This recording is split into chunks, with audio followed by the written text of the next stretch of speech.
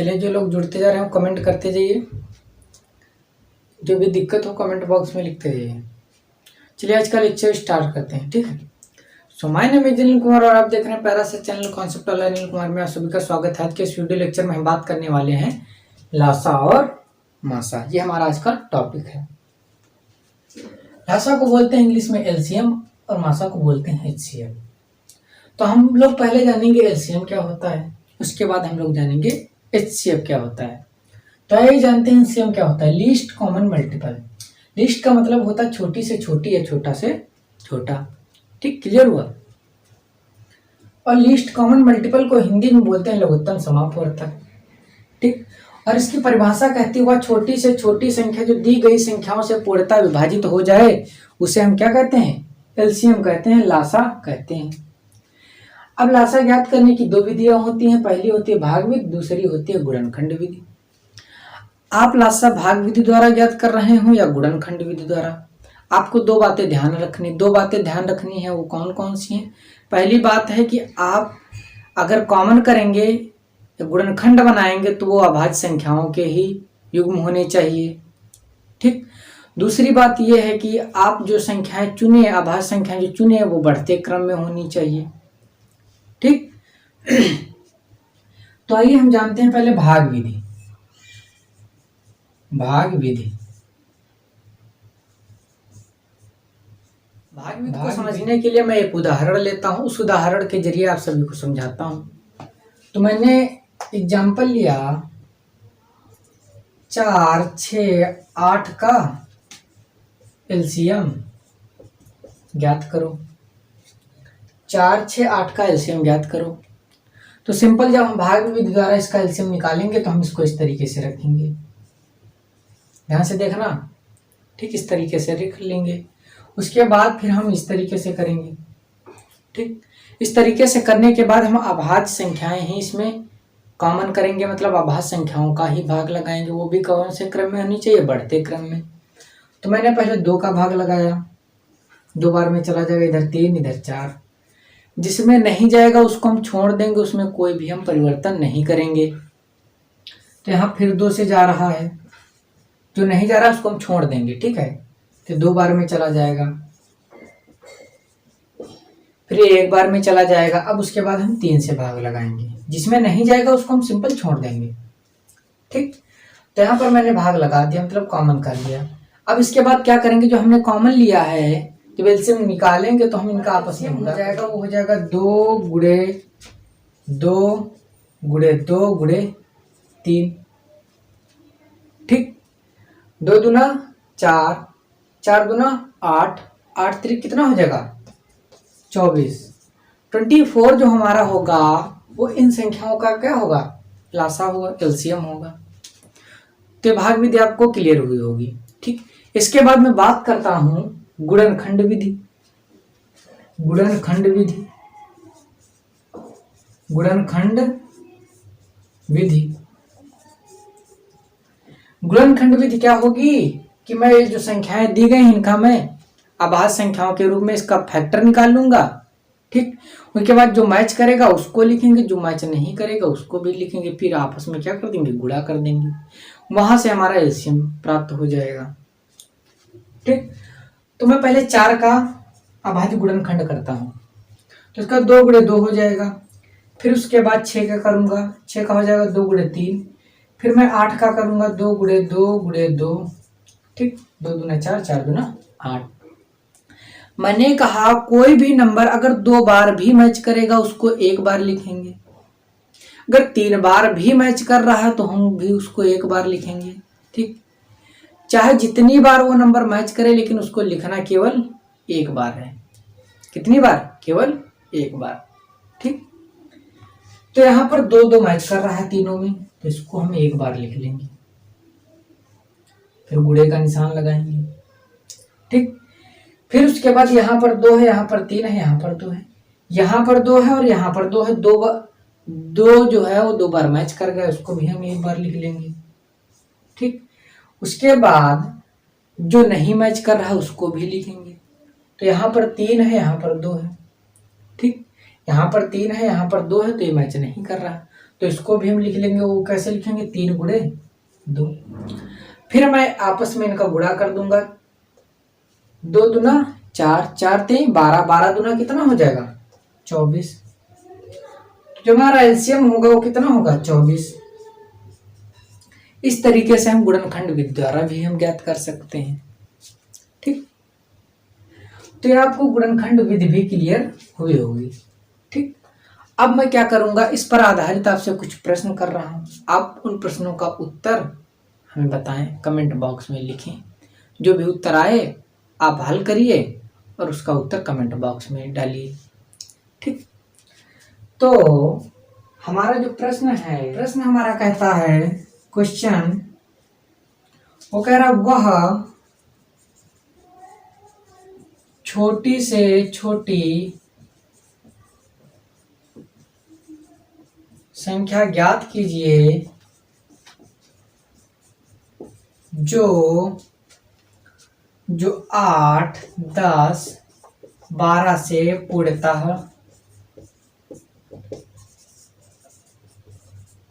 विभाजित हो जाए। वह छोटी से छोटी संख्या ज्ञात करनी है जो 8, 10, 12 से पूर्णतः विभाजित हो जाए। ठीक, तो इसमें आपको पता होना चाहिए, जब बात कर रहे हैं वह छोटी से छोटी संख्या, तो हमें सिंपल से इसमें क्या निकालना है, एलसीएम ज्ञात करना है। ठीक, क्या करना है, एलसीएम ज्ञात करना है, लासा निकालना है। तो देखिए मैं आपको बता दूं कि अगर आप भाग विधि द्वारा एलसीएम निकाल रहे हैं तो आपके लिए ज्यादा बेहतर होगा। क्यों, क्योंकि वो कम समय में हो जाता है। आप गुणनखंड विधि द्वारा करेंगे उसमें टाइम ज्यादा लगता है, तो इसलिए मैं सजेशन दूंगा कि आप भाग विधि द्वारा ही करें। तो मैं भाग विधि द्वारा इसका क्या निकालूंगा, एलसीएम। तो इस तरीके से व्यवस्थित कर देंगे। जो कॉमन होगा मैं कॉमन करते चला जाऊंगा, भाग लगाते चला जाऊंगा। पहले सबसे छोटा प्राइम नंबर लूंगा, सबसे छोटी अभाज्य संख्या, फिर उससे फिर बड़ी, फिर उससे बड़ी, फिर उससे बड़ी। तो मैंने 2 लिया, 2 का यहाँ पर भाग लग रहा है। ठीक भाई, 2 का 8 में 4 बार में जाएगा, 2 का 10 में 5 बार में जाएगा, 2 का 12 में 6 बार में जाएगा। फिर यहाँ मैं 2 का भाग लगाऊंगा, ये 3 बार में जाएगा। ठीक, फिर मैं यहाँ पर 2 का भाग लगाऊंगा, जो नहीं कटेगा उसको छोड़ देंगे। ठीक, फिर मैं यहाँ पर 3 का लगाऊंगा, फिर यहाँ पर मैं 5 का। ठीक, फिर मैं क्या करूंगा, मैंने कहा जब ये कर लेंगे उसके बाद मैं आपस में इन संख्याओं का गुणा कर देंगे। वही हमारा क्या निकलेगा, एलसीएम निकलेगा। तो मैं जब 2 से गुणा करूंगा तो कितना आएगा, 4 आएगा।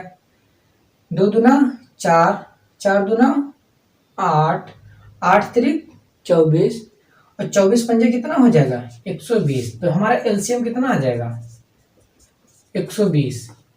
तो वह छोटी से छोटी संख्या कौन सी होगी जो 8, 10, 12 से पूर्णतः विभाजित हो, वह छोटी से छोटी संख्या 120 होगी। तो ये भी सवाल आपको समझ में आ गया होगा। ठीक, इसके बाद दूसरा प्रश्न इसी में पूछता है, इसी में दूसरा प्रश्न पूछता है। वो कैसे कहता है, दूसरा प्रश्न पूछता है, कहता है वह छोटी से छोटी संख्या ज्ञात कीजिए, वह छोटी से छोटी संख्या ज्ञात कीजिए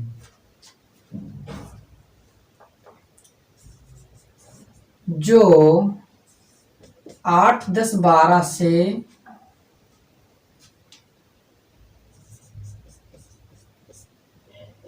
8, 10, 12 से विभाजित करने पर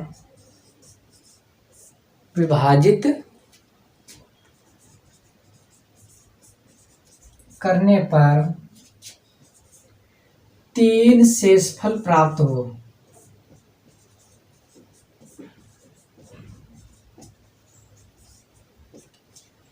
सवाल करा हुआ छोटी से छोटी संख्या ज्ञात कीजिए जो 8, 10, 12 से विभाजित करने पर 3 शेषफल प्राप्त हो।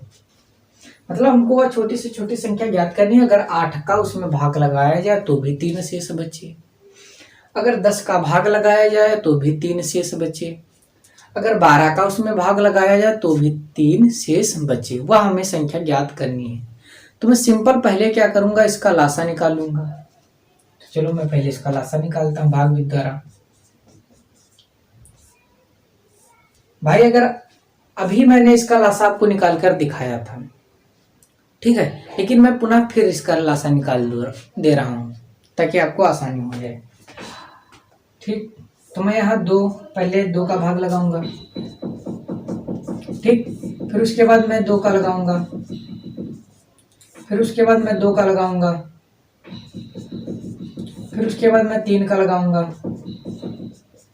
फिर उसके बाद मैं 5 का लगाऊंगा। ठीक, उसके बाद आपस में गुणा कर देंगे। 2 दूना 4, 4 दूना 8, 8 त्रिक 24, 24 पंजे कितना हो जाएगा 120। इसका एलसीएम कितना आ जाएगा 120। अब उसने कहा 3 शेष फल बचे, 3 शेष फल बचे। तो हम क्या करेंगे, जो 3 शेष फल बचे वो इसमें क्या करेंगे, जोड़ देंगे जो हमारा लासा निकला है। तो जब 120 में 3 जोड़ेंगे तो कितना आ जाएगा 123 आ जाएगा।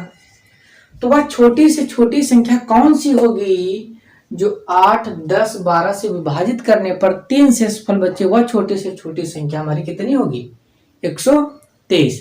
तो अगर इस तरह के आपके सामने प्रश्न आए किसी भी परीक्षा में तो आप आसानी से कर पाएंगे, हमें आशा है। ठीक, आप पहले क्या करेंगे, आप पहले उसका एलसीएम निकाल लेंगे। एलसीएम निकालने के बाद जितना शेषफल बच रहा है वो एलसीएम में जोड़ देंगे। ठीक, क्लियर हुआ। अब इसके बाद हम समझते हैं HCF। ठीक, अब हम क्या समझेंगे HCF।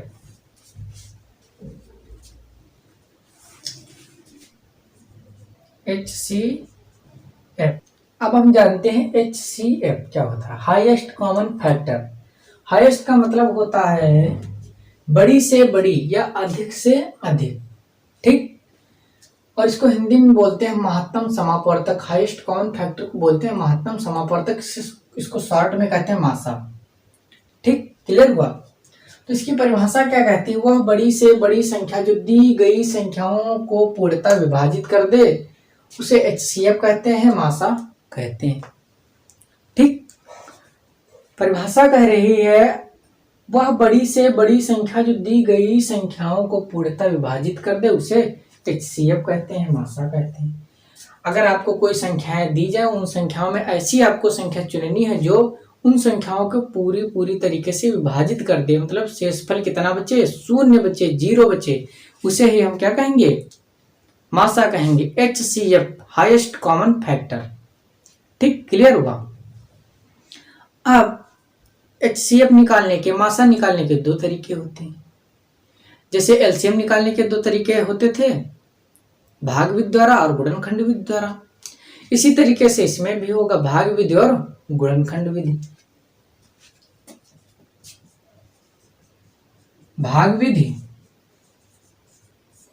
दूसरी हमारी क्या है, गुणनखंड विधि।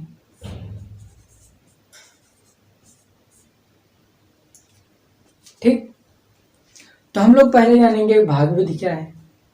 ठीक, भाग विधि,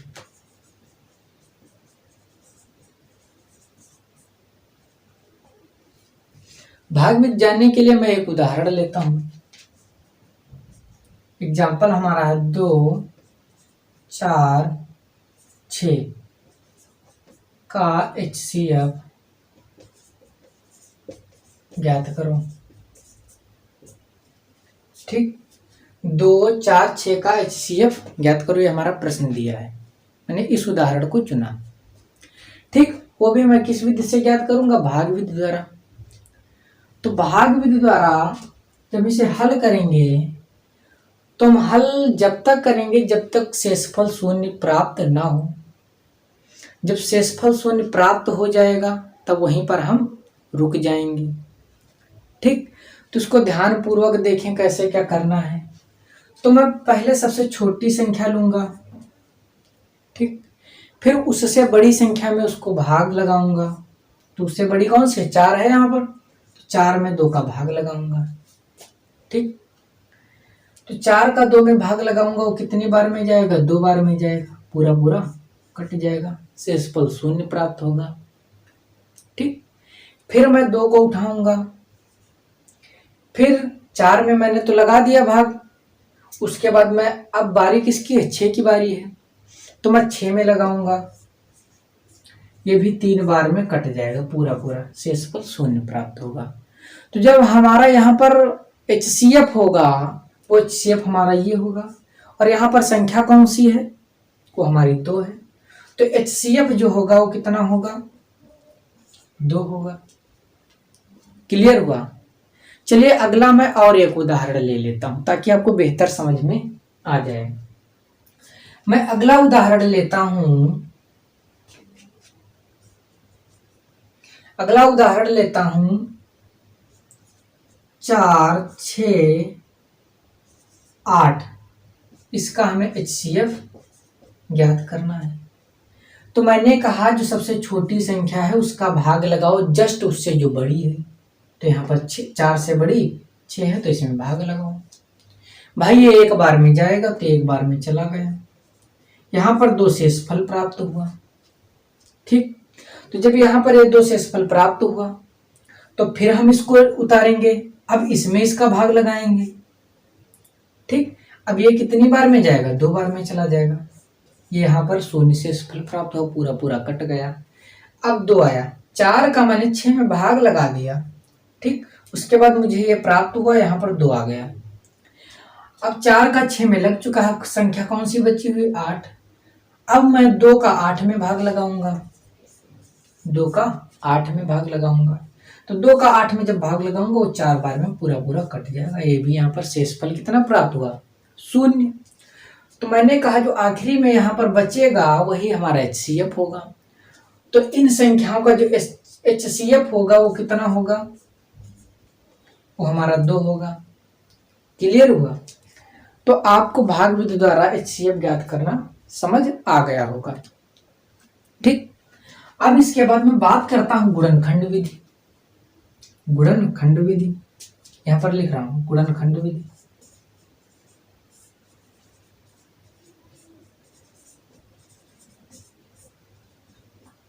चलिए अब मैं इसी एग्जाम्पल को लेकर गुणनखंड विधि समझाता हूं आप सभी को। इस एग्जाम्पल को मैंने भाग विधि में लिया तो इसका HCF 2 निकला। अब मैं इसका HCF गुणनखंड विधि द्वारा भी निकाल कर दिखाऊंगा, वो भी कितना निकलेगा? 2 ही निकलेगा। आप रास्ता कोई भी चुने, रिजल्ट आपका वही होगा। ठीक, चलिए देखते हैं गुणनखंड विधि में हम क्या करेंगे। जो ये संख्याएं दी गई हैं हम इनके अभाज्य गुणनखंड निकाल लेंगे। तो 4 का हम अभाज्य गुणनखंड 2 गुणे 2 कर लेंगे, फिर 6 का करेंगे वो हो जाएगा 2 गुणे 3, फिर 8 का करेंगे वो हो जाएगा 2 गुणे 2 गुणे 2। ठीक, अब उसके बाद क्या करेंगे? जो इसमें मैच करेगा उसको हम लिखेंगे, जो मैच नहीं करेगा उसको हम छोड़ देंगे। जो मैच करेगा उसको हम 1 बार लिखेंगे। यहाँ पर 2 2 तीनों में मैच कर रहा है, इसको हम 1 बार लिख लेंगे। जो मैच नहीं करेगा उसको सिंपल हम छोड़ देंगे। तो यहाँ पर 2 है, यहाँ पर 3 है, यहाँ पर 2 है, ये मैच नहीं कर रहा। यहाँ पर 2 है, बाकी 2 किसी में नहीं, तो ये भी मैच नहीं कर रहा। जो मैच नहीं कर रहा हम उसको छोड़ देंगे। तो जो मैच कर रहा है, मैच करने पर जो प्राप्त हुआ वही हमारा क्या होगा? HCF होगा। तो HCF हमारा कितना होगा? HCF हमारा 2 होगा। मैंने भाग विधि का प्रयोग किया तब भी हमारा HCF 2 प्राप्त हुआ। मैंने गुणनखंड विधि का प्रयोग किया तब भी हमारा 2 HCF प्राप्त हुआ। तो सिंपल जाहिर सी बात है, आप रास्ता कोई भी चुने परिणाम आपका वही होगा जो गोल आपने चुना था। आपने कहा मैं मुंबई जा रहा हूं, तो आप मुंबई बस से जाएं, ठीक, या आप फ्लाइट से जाएं। जाएंगे आप मुंबई ही, ऐसा तो नहीं है कि आप कानपुर या दिल्ली चले जाएंगे, ऐसा तो बिल्कुल नहीं। आपको जाना मुंबई है तो आप मुंबई ही जाएंगे, आप कोई भी रूट चुने। इसी तरीके से आप भाग विधि द्वारा निकालें या गुणनखंड विधि द्वारा निकालें, लेकिन आपका जो रिजल्ट प्राप्त होगा, रिजल्टेंट आपका सेम होगा। ठीक, मैंने आप सभी को समझा भी दिया। ठीक, क्लियर हुआ? अब आपने HCF को समझा, ठीक। इसके पहले आपने LCM को भी समझ लिया, ठीक। अब हम जानेंगे भिन्नों का लासा और भिन्नों का मासा, ठीक। भिन्नों का लासा और भिन्नों का मासा। तो पहले हम जानेंगे भिन्नों का लासा कैसे ज्ञात किया जाता है। भिन्नों का लासा ज्ञात करना, पहले हम ये जानेंगे, ठीक। तो भिन्नों का लासा ज्ञात करने के लिए फॉर्मूला होता है, भिन्न जो होगी अंश बटे हर के रूप में होगी, ठीक। अंश बटे हर के रूप में होगी। तो इसका सूत्र होता है अंशों का लासा बटे हरों का मासा। अगर आपको कोई भिन्न दी जाएंगी, आपसे कहा जाएगा कि इनका लासा निकालिए, तब आपको ये सूत्र यूज करना है। तो सूत्र क्या है, अंशों का लासा बटे हरों का मासा। जो जितनी भिन्न दी गई हैं उनके जो अंश होंगे उनका हम लासा निकाल लेंगे, और उसके बाद जो हर है उनका मासा निकाल के लासा में डिवाइड कर देंगे, ठीक। मतलब क्या, अंशों का हम लासा निकालेंगे, फिर बटे क्या करेंगे, हरों का मासा, ठीक। तो एग्जाम्पल के लिए मैंने ले लिया 2/3, ठीक, 4/5 और 6/7। इसका हमें क्या निकालना है, LCM। ये भिन्नें हमें दी गई हैं और इनका हमें LCM ज्ञात करना। मैंने कहा अंशों का लासा, तो जो अंश है इनका हम लासा निकालेंगे। तो अंशों का लासा पहले निकालते हैं। तो अंशों का लासा निकाल लें, इनको इस तरीके से व्यवस्थित कर लेंगे। भाई जो कॉमन होता चला जाएगा उसको कॉमन कर लेंगे, ठीक। ये इस तरीके से फिर इनका आपस में गुणा कर देंगे। 2 दूना 4, 4 3 12। तो ये कितना आएगा, 12 आएगा। अंशों का लासा कितना आएगा, 12, ठीक। अब मैं क्या करूंगा, हरों का मासा निकालूंगा। हरों का मासा, हर हमारे 3 5 7 हैं। 3 का 5 का 7। पहले छोटी संख्या का बड़ी संख्या में भाग लगाऊंगा, भाग विधि द्वारा निकाल रहा हूं। फिर जब ये हो जाएगा, फिर उसके बाद उससे बड़ी संख्या में, ठीक। तो मैं पहले 3 का भाग 5 में लगाता हूं। तो ये एक बार में जाएगा, ठीक, एक बार में जाएगा, और यहाँ पर 2 शेष बचेगा। जब यहाँ पर शेष बच जाएगा तो ये वाली संख्या यहाँ पर ले आएंगे, ठीक। फिर ये एक बार में जाएगा, फिर यहाँ पर एक शेष बचेगा, फिर जब शेष बच रहा है फिर इस संख्या को यहाँ पर ले आएंगे। ये भाई 2 बार में कट जाएगा। तो यहाँ पर अब शेषफल 0 प्राप्त हुआ, वहीं पर रुक जाएंगे। अब फिर भाई 3 का भाग 5 में लग चुका है। अब यहाँ पर 1 बचा, भाई शेषफल 0 बचा हुआ है। तो जो 1 का भाग लगाएंगे वो 7 में लगाएंगे, 1 का भाग 7 में लगाएंगे, तो 7 बार में पूरा कट जाएगा। तो जो अंशों का मासा होगा वो कितना आएगा, 1 आएगा, ठीक। और हमें इन भिन्नों का LCM ज्ञात करना है। इन भिन्नों का LCM ज्ञात करने का सिंपल सा सूत्र होता है अंशों का लासा बटे हरों का मासा। तो अंशों का लासा कितना आया है, 12 आया है, बटे हरों का मासा कितना आया है, 1 आया है, बटे 1।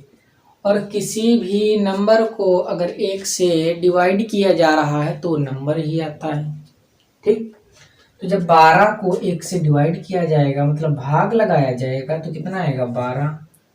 भिन्न दी गई हैं, इनका LCM मतलब लासा कितना आएगा, 12 आएगा। यही हमारा क्या हो जाएगा, उत्तर। तो ये आपको क्लियर हुआ होगा, ठीक। अब मैं इसके बाद बात करता हूं भिन्नों का HCF, भिन्नों का मासा। अब ये हम ज्ञात करना सीखेंगे। तो इसमें क्या होगा कि जो अंश होगा, अंशों का इसमें मासा करेंगे, अंशों का मासा बटे हरों का लासा, अंशों का मासा बटे हरों का लासा। सिंपल सा, अगर आपसे भिन्नों का मासा ज्ञात करने को कहा जाएगा तो अंशों का मासा निकाला जाएगा और हरों का लासा। अगर भिन्नों का आपसे लासा निकालने को कहा जाएगा, जो अंश होगा उसका आप लासा निकालेंगे, जो हर होगा उसका आप मासा। स्पष्ट हुआ? तो मैं एक उदाहरण लेता हूं, उस उदाहरण के जरिए आपको समझाता हूं। ठीक है, मैंने उदाहरण ले लिया 2/3, 4/5, 6/7। ठीक, मैंने कहा भैया, मैंने कहा कि जो अंश होंगे उसका मासा निकालेंगे जब हम भिन्नों का मासा ज्ञात कर रहे होंगे, मतलब HCF। तो मैंने कहा अंशों का मासा निकालेंगे और हरों का लासा। तो यहाँ पर ये जो है ये हमारे क्या है, अंश है, इनका हम क्या निकालेंगे, मासा। तो अंशों का मासा निकालो पहले, अंशों का मासा। सबसे छोटा अंश जो हमारे अंश कौन कौन से हैं, ये है। सबसे छोटा है 2, उसके बाद 4, उसके बाद 6। छोटी संख्या का बड़ी संख्या में उससे भाग लगाएंगे, जस्ट बड़ी। तो 2 बार में जाएगा, पूरा पूरा कट जाएगा, तो यहाँ पर 2 आ जाएगा, सॉरी। तो 2 का जब इसमें भाग लगाएंगे तो 2 बार में जाएगा, पूरा पूरा कट जाएगा। ठीक, उसके बाद मैं 2 को यहाँ उतारूंगा, फिर 6 में भाग लगाऊंगा, ये 3 बार में जाएगा, ये भी पूरा पूरा कट जाएगा। तो यही जो होगा ये हमारा क्या होगा, HCF होगा। मतलब अंशों का मासा कितना आएगा, 2 आएगा। ठीक, क्लियर हुआ? अब हरों का मैं लासा निकालूंगा, हरों का लासा। ठीक, हरों का लासा। तो हमारे हर कौन कौन से, ये इनका मैं क्या निकालूंगा, लासा। अब यहां पर आपको मैं एक कॉन्सेप्ट बताता हूं। यहां पर आपने देखा कि 3, 5, 7 ये प्राइम नंबर है। कैसे नंबर है, प्राइम नंबर, मतलब अभाज्य संख्या है। और आपको एक पॉइंट ध्यान रखना है, अगर आपको अभाज्य संख्याएं दी जाएं, ठीक, उनका आपको लासा निकालने को कहा जाए, तो जो उनका लासा होता है उन संख्याओं का गुणनफल होता है। सिंपल सी बात, अभाज्य संख्याओं का जो लासा होगा वो उन संख्याओं का गुणनफल होगा। लासा जो होगा उन संख्याओं के गुणनफल के बराबर होगा। ठीक, तो 3, 5, 7 ये हमारे प्राइम नंबर हैं, अभाज्य संख्याएं हैं। तो इनका जो लासा होगा वो इनका गुणनफल होगा। तो जो सिंपल से हम क्या कर देंगे, इनको आपस में गुणा कर देंगे, 3 × 5 × 7। ठीक, 3 × 5 = 15। ठीक, 15 × 7 = 105। तो जो इनका लासा होगा वो कितना आएगा, 105 आएगा। क्लियर हुआ? ठीक, अब इस हम सूत्र को देखते हैं। जब भिन्नों का मासा ज्ञात करना हो तो क्या करेंगे, अंशों का मासा निकालेंगे और हरों का लासा। तो अंशों का मासा कितना निकला है, 2 निकला है। ठीक, फिर बटे हरों का लासा, हरों का लासा कितना निकला है, 105। तो ये जो भिन्न दी गई हैं, जो भिन्न दी गई हैं, इनका जो HCF आएगा वो कितना निकलेगा। फर्स्ट हुआ, क्लियर हुआ, किसी को कोई संदेह? ठीक,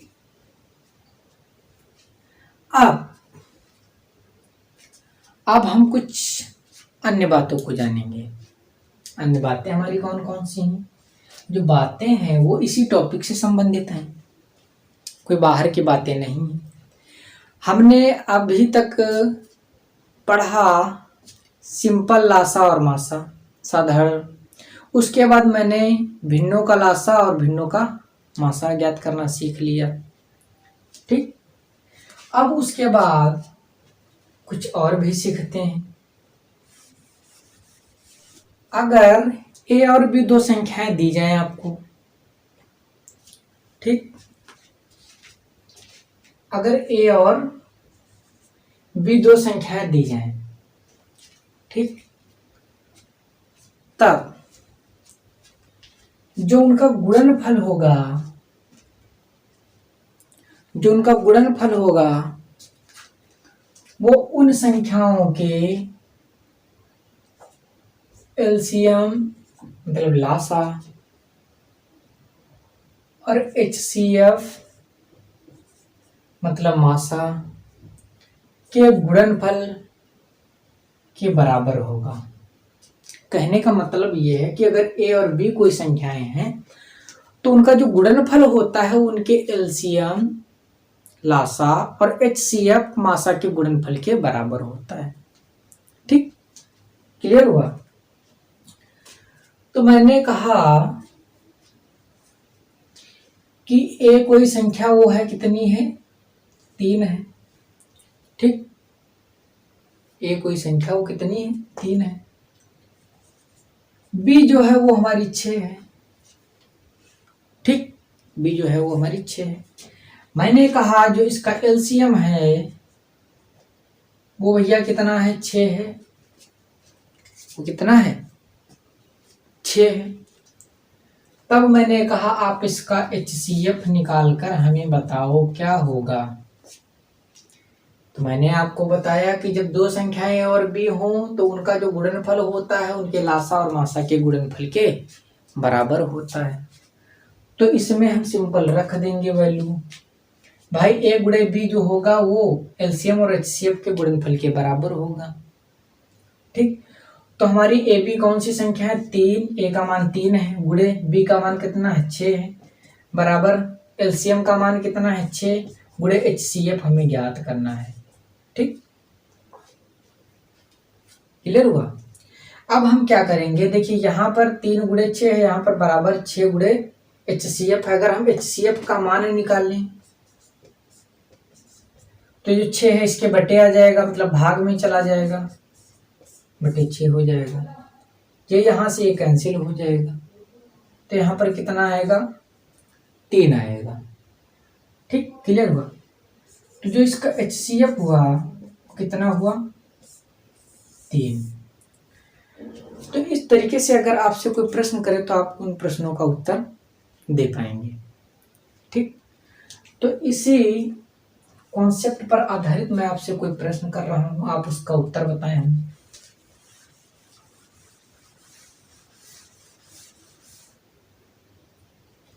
प्रश्न है 6 और 12 का मासा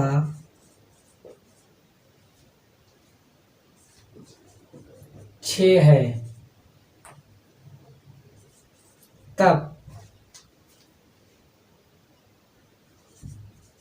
इनका लासा ज्ञात करो। ये हमारा सवाल है।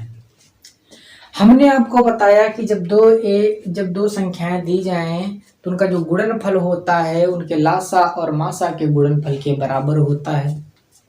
ठीक, तो जो दो संख्याएं हैं ए गुणे बी होगा वो लासा और मासा के गुणनफल के बराबर होगा। बराबर किसके होगा? लासा गुणे मासा। मासा हमें यहाँ पर दिया गया है, कितना है? 6। ठीक, 6 से 6 यहाँ पर कैंसिल हो जाएगा, कैंसिल होगा क्योंकि बराबर में। तो लासा बराबर हमारा कितना निकलेगा? वो हमारा 12 निकलेगा। तो जो लासा आएगा वो कितना होगा? 12 होगा। तो ये भी प्रश्न आप कर लेंगे। फिर मैं आपको बताता हूं, अगर आपको अभाज्य संख्याएं दी जाए, प्राइम नंबर दिए जाए, प्राइम नंबर्स का अगर आपको एलसीएम ज्ञात करना है तो प्राइम नंबर्स का जब आप एलसीएम निकाल रहे हैं तो एलसीएम जो होगा वो उनका गुणनफल होगा दी गई संख्याओं का। जो प्राइम नंबर्स आपको दिए जाएंगे उनका गुणनफल होगा। दूसरी बात, अगर आपसे प्राइम नंबर्स के अभाज्य संख्याओं के अगर आपसे HCF मासा निकालने को कहा जाए, ठीक, तो जो मासा होता है अभाज्य संख्याओं का वो कितना होता है, 1 होता है। ठीक, क्लियर हुआ। तो आज के वीडियो लेक्चर में बस इतना ही, मिलेंगे नेक्स्ट वीडियो के साथ, तब तक के लिए जय हिंद जय भारत।